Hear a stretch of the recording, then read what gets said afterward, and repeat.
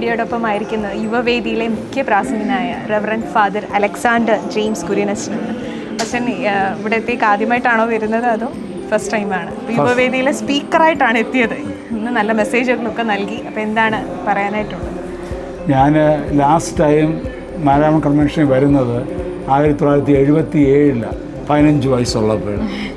49 വർഷത്തിന് ശേഷം എൻ്റെ മഹത്വമുള്ള ദൈവം എന്നെ മാരാമൺ കൺവെൻഷൻ തിരിച്ചു കൊണ്ടുവന്ന് അന്നെടുത്ത തീരുമാനമാണ് പട്ടക്കാരനാകുന്ന കാര്യത്തെക്കുറിച്ച് ദൃഢമായ തീരുമാനമെടുത്ത് എന്നെ തിരിച്ച് പട്ടക്കാരനായിട്ട് എൻ്റെ മഹത്വമുള്ള എല്ലാ കാര്യങ്ങളും who makes the impossible possible, മനുഷ്യന് അസാധ്യമായ കാര്യങ്ങൾ സാധ്യമാക്കുന്ന ദൈവം എന്നെ 49 വർഷത്തിന് ശേഷം മാരാമൺ കൺവെൻഷനിൽ കൊണ്ടുവന്ന് ദൈവവാക്യങ്ങൾ, ദൈവവചനങ്ങൾ യുവവേദിയിൽ പറയാൻ സഹായിച്ചത് എൻ്റെ ജീവിതത്തിലെ ഏറ്റവും വലിയ ഒരു പട്ടക്കാരനായിട്ട് ഏറ്റവും വലിയ അനുഗ്രഹമായിട്ട് ഞാൻ കരുതുന്നു.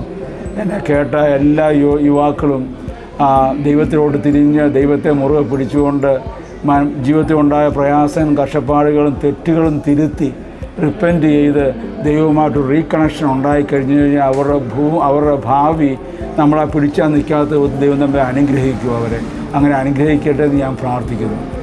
Thank you.